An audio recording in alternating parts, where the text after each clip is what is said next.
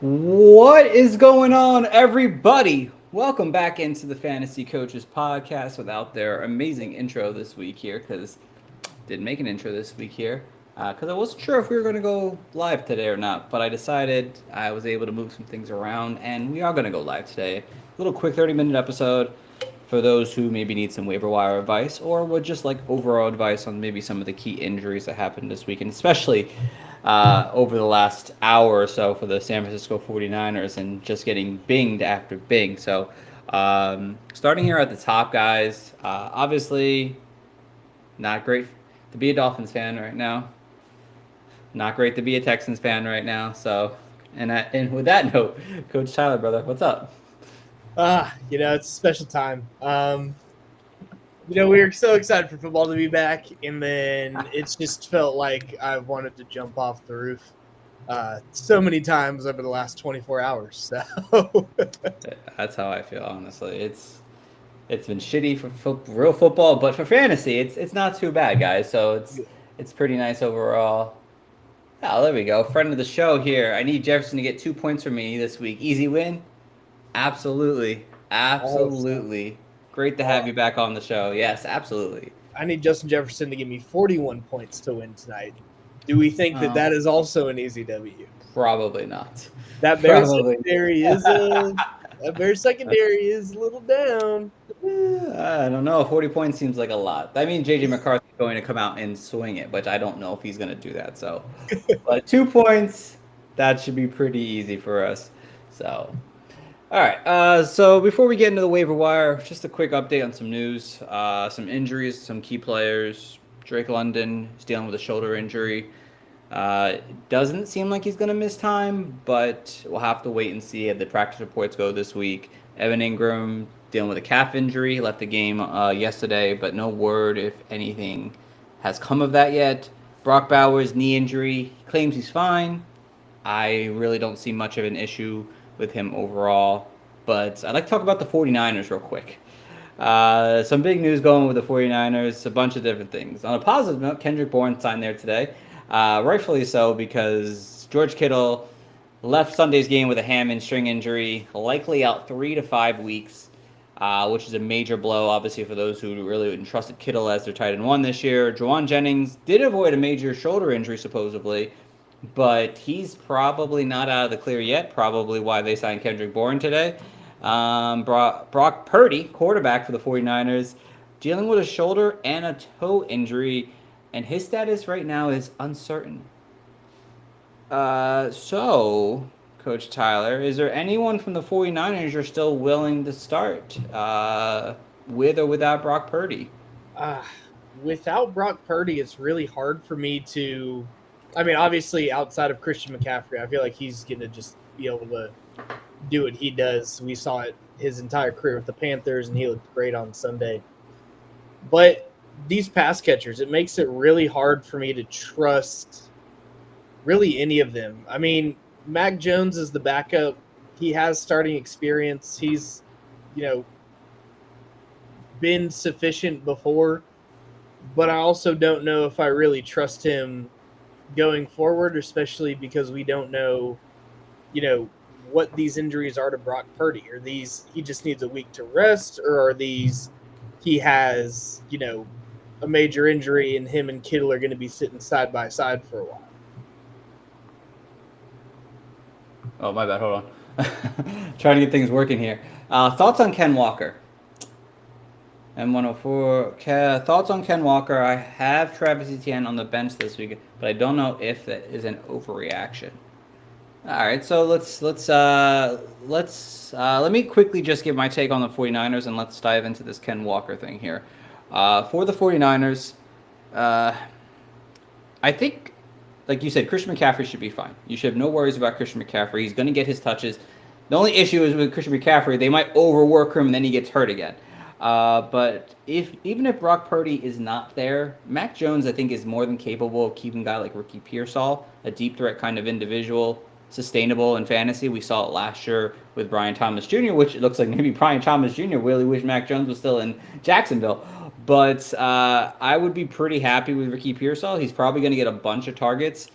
That's really it with the 49ers stuff. I mean, I don't really think any other guys really step up to really overly trust. Kendrick Bourne will probably become somewhat of a deep league flex option as he accumulates to the offense, but for the 49ers, things are kind of rattling downfield, and if Brock Purdy's out extended periods of time, I don't think the 49ers have much success this year. But let's get back to this Ken Walker thing. Obviously, we saw Ken Walker, very minimal production. Zach Charbonnet basically outscored him, basically outtouched him, and everything in between there. And then you have Travis Etienne, who dominated the Carolina Panthers run defense. They were the 167 rushing yards and a touchdown. So, which one is the overreaction? Travis Etienne playing well, Ken Walker falling apart and becoming a split committee. I kind of have to go Travis Etienne as the overreaction.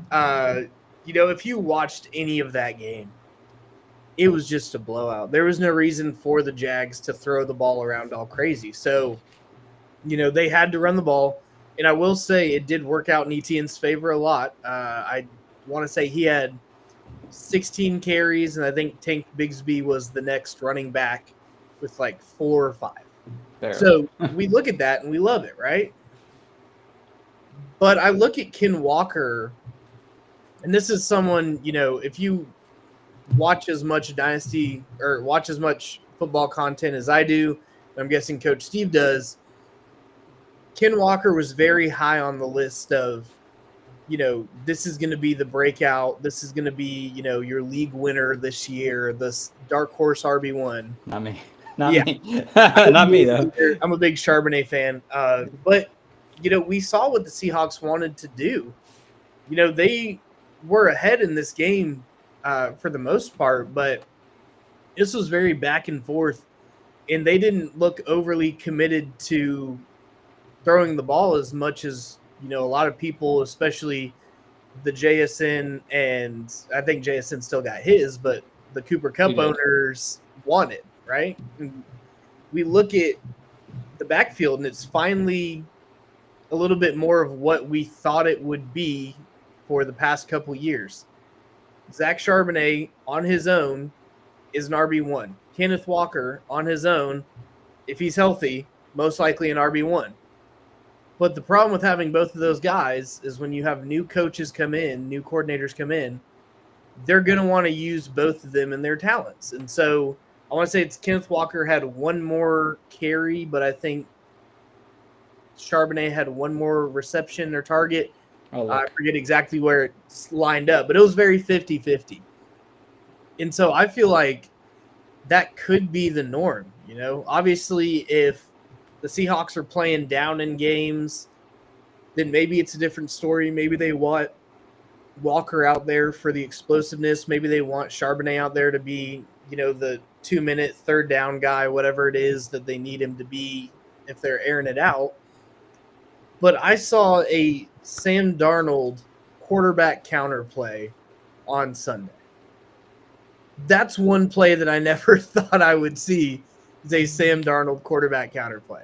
So I really feel like Kenneth Walker is going to be this, not to say he won't have boom weeks, but I feel like the touches are finally going to be a little bit more split down the middle, which is what a lot of people have called for, especially the Zach Charbonnet truthers, myself included. And I think Etienne, while he is going to lead this backfield, the Jags are probably still going to be in games where they're not playing the Carolina Panthers and they need to throw, and he's not going to have, as much of a free runway as the Panthers gave him. Okay. Yeah.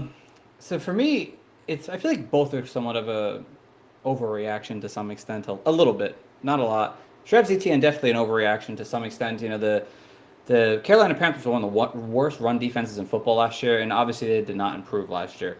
Now, am I a little bit surprised that Tank Bigsby, one of the other backs, didn't get more opportunity? I'm a little shocked by that. But I don't think the Jaguars are always going to be in positive game script consistently where they're going to be able to allow Travis Etienne to run the ball 15-plus times in the game. That's another thing that I don't see happening each and every single week. So Travis Etienne, for me, is a big sell high. With Ken Walker, I probably don't want to fall in the trap of buying low on him. There were definitely reports out there that the Seattle Seahawks wanted to split time between Ken Walker and Zach Charbonnet, and they did kind of just that there.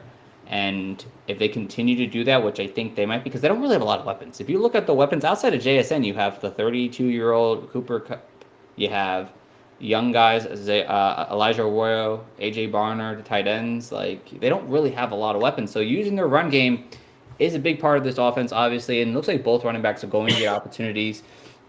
And unfortunately, I feel like people don't want to buy into Ken Walker now. I feel like people are going to try to buy low on him, which I think that will end up being a mistake, where I think they're just going to kind of split their role. And as you see, Seattle's offense really just isn't scoring a ton of points. Yes, Charbonnet scored, but they're not going to be a team that's going to score 30 points a game, which is likely not going to give guys like Ken Walker or Zach Charbonnet true upside. And I think they're going to cap themselves by being a very split backfield in fantasy. So definitely don't want Ken Walker, and I definitely would love to try to sell high on Travis Etienne if I could. So, all right, let's get over to the waiver wire. Top 10 players for this week here. Starting here. Oh, hold on. Giving you guys a little preview of the second one here. There we go. All right, starting here at the top. And Coach, anytime you want to just say, that you feel differently, just please obviously feel differently. This is obviously my own one. This is not me and Coach Tyler's combined one. So sitting here at the top, I have Hollywood Brown. 16 targets in week 1. How do you compete with that with guys like Xavier Worthy, who, yes, I didn't mention the injury report, but goes down with an injury, likely out probably at least a week or two, maybe more. I know they're getting a second opinion on that, but as long as Hollywood Brown is healthy, he's clearly going to be in line for a lot of targets in this game here. I don't know if he's your number one overall, Coach Tyler. He's definitely up there. The big thing is health for him, because he is 100% liable to go out and run one route next week and be Hollywood Brown. Yes, but at that's the same true. time, if Xavier Worthy's going to be out, then someone's got to get the number one, because Rashee Rice is still suspended. 6 more Travis weeks. Kelce had a little bit of juice, but not enough to broken play. Yeah. So I like Brown there at the number one. All right. Next one on my list, and again, this might differ per league there, but basically, in the years past, I think I did like 40%. This time I did like 50%. But Dylan Sampson is a guy I think people are going to overlook a little bit, despite him having a really good week. He had 9 targets in this game there, and everyone's like, oh, Quinshon Judkins is coming back. But Dylan Sampson, I don't think his role will really go away in this Browns offense here. He's going to be used in the passing game. Judkins is going to take some time to get himself going in the NFL. And he's, again, for me, he was always more like a 2-down back, guy who could run north and south and just get downfield. And I think they're going to use Sampson. And as Joe Flacco is quarterback, as long as he is at quarterback, they're going to be dump-off passes, because Joe Flacco isn't going to run the ball any which way. So how did you like Sampson this past week here, Coach Tyler? I liked Sampson. I do think that a little bit of his receiving value was played into the fact that they were playing the Bengals. Obviously, the Bengals and all the people that drafted Jamar Chase number 1 overall were not as impressed with the offense as they thought they would be against the Browns team week 1.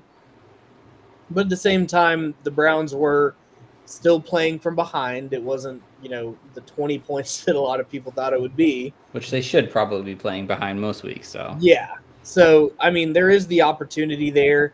I do think that 8 targets is a little inflated for 9. this past week. I'm seeing 8 on. ESPN. Fanning had 9. That's what it was. So I'm seeing 8 here.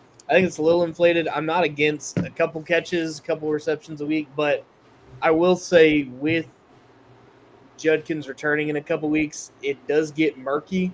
I heard someone talking about the Washington backfield, and they said, I'm not buying into it. I'm not genuinely starting one of these guys until it goes from a 3-headed to a 2-headed. That's fair. And so, Jerome Ford's gone. He's done. Yeah, we'll see. That's fair. He did still lead the team in thinking snaps, but I'm done with Jerome Ford. He's getting cut personally for me this coming week here if I have him on any of my teams. Number 3, sitting here, Quentin Johnston, Chargers wide receiver here. Pretty big week from him. Obviously, Friday night football game. 2 touchdowns, 70 yards here. I'm buying that hope that the Chargers end up throwing the ball a little bit more than we saw this past year. Obviously, Justin Herbert's got a little bit pep in his step this year compared to what I saw from him last year. Again, this could be a trap waiver wire pickup. Um, Coach Tyler, Quentin Johnson.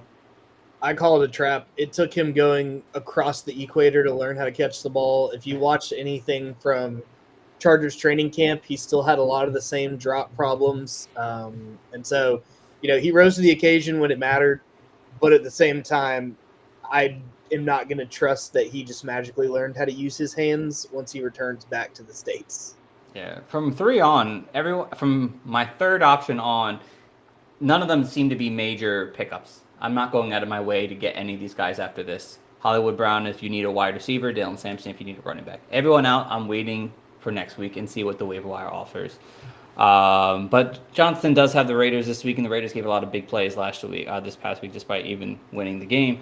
Number 4, we're sitting at tight end. We moved over to tight end because I think obviously with George Kittle's situation now, people are going to need tight ends. And again, there's another tight end which I didn't mention in the show, but you might mention, Coach Tyler, later on. But Brenton Strange, Jaguars tight end, got off to a nice, hot and early start in that game there. Things kind of fell apart when they had the rain delay for an hour or two. But Strange is going to be that underneath guy there, and Trevor Lawrence can't throw the ball deep. But anyone ever says Trevor Lawrence is not a good quarterback, whoa. What?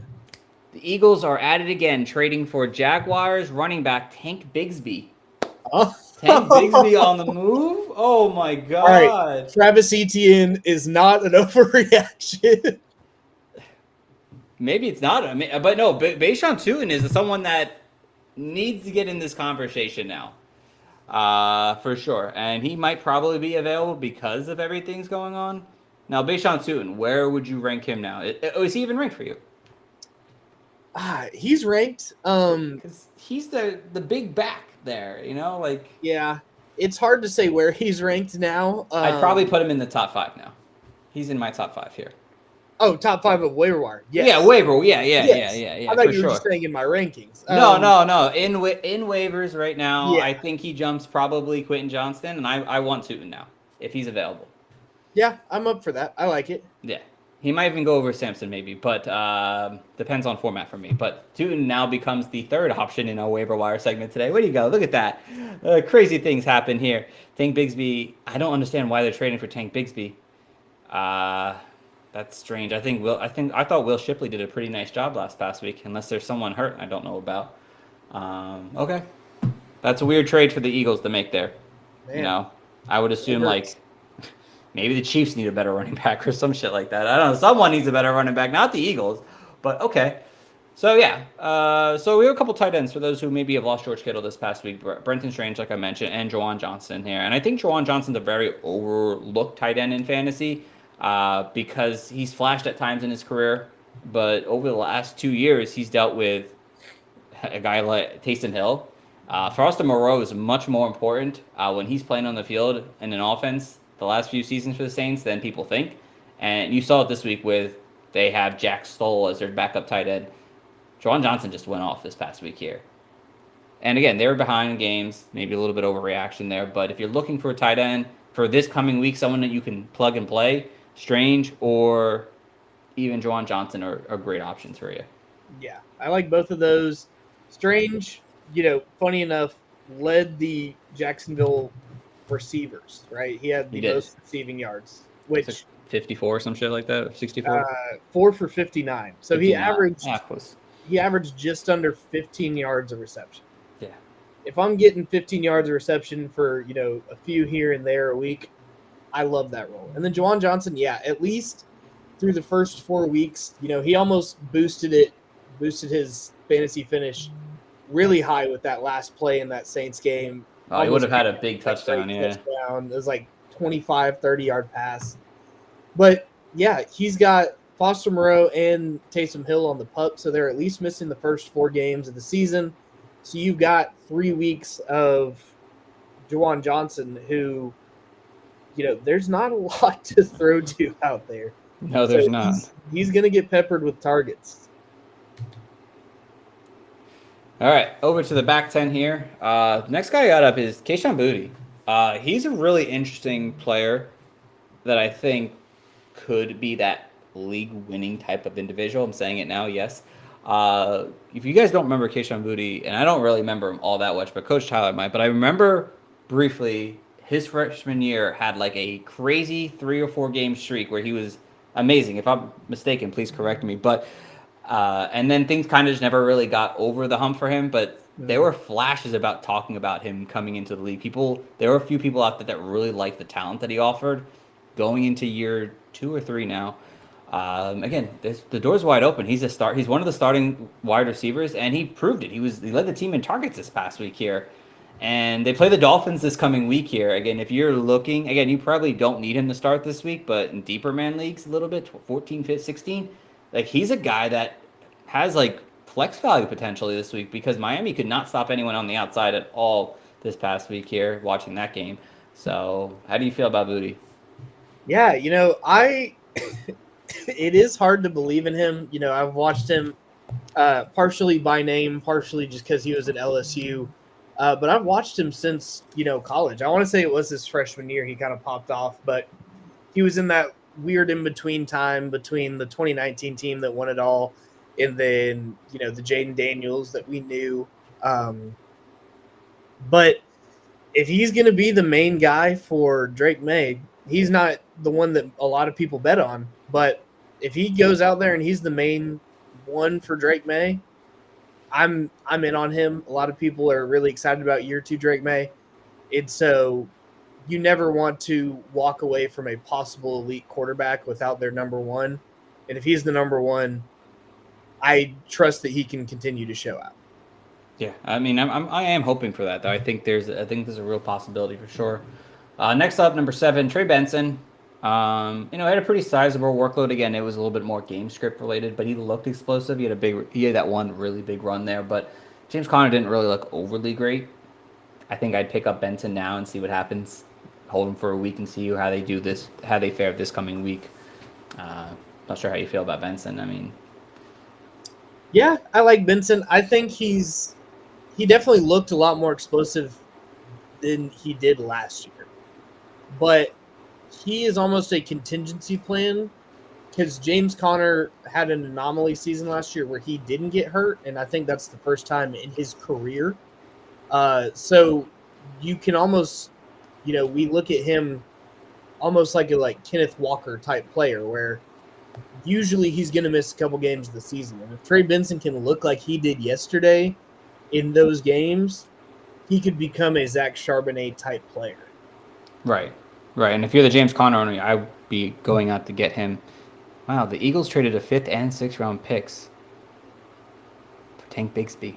I don't get it.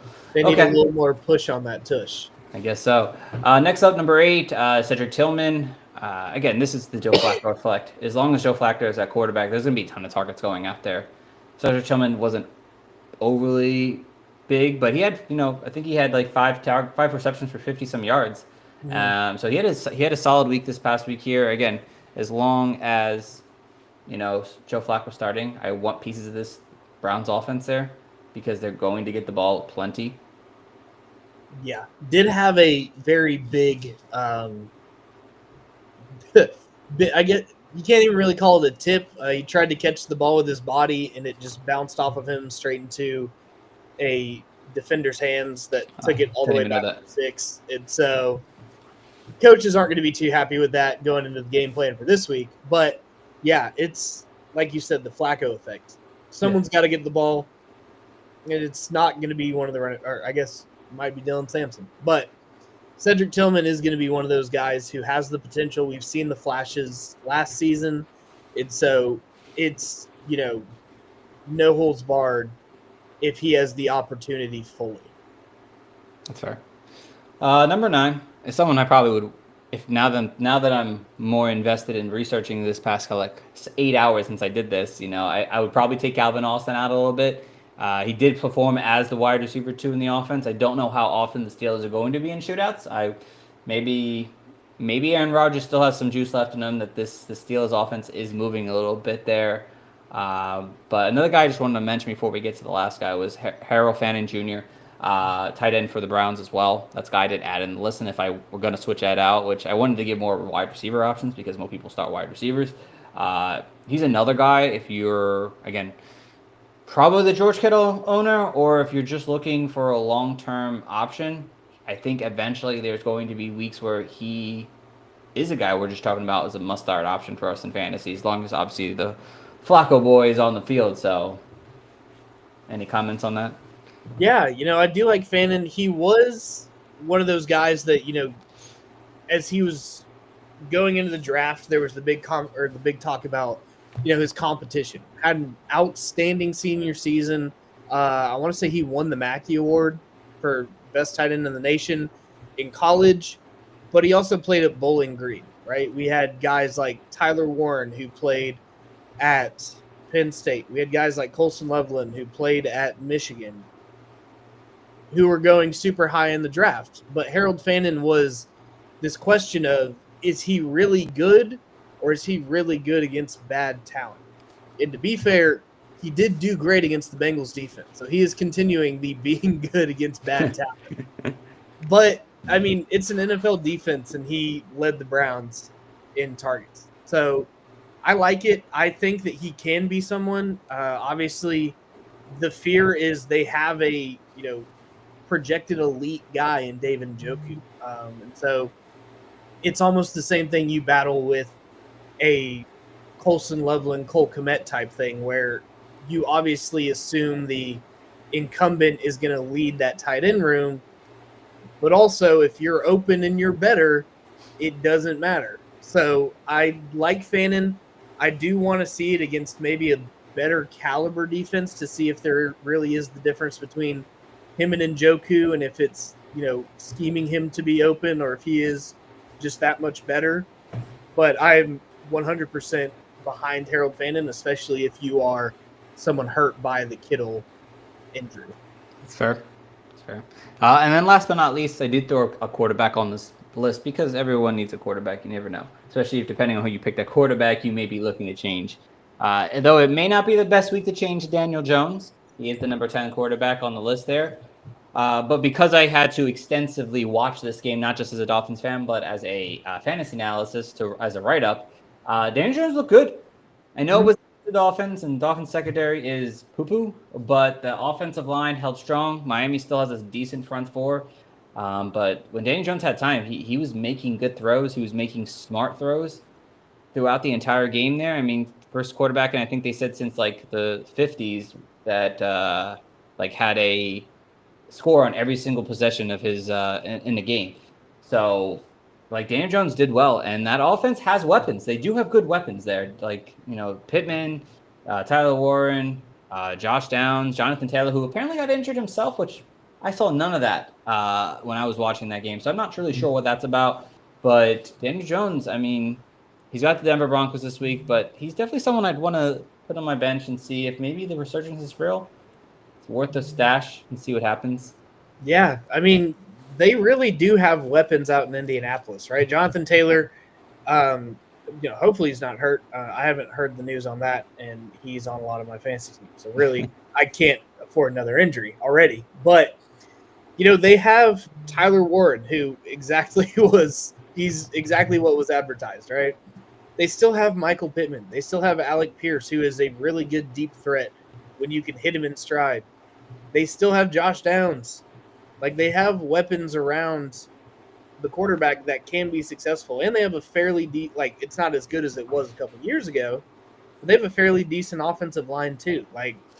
Jones is surprisingly in possibly his best opportunity to succeed, and he did that coming in as the backup quarterback. So, you see something out of it.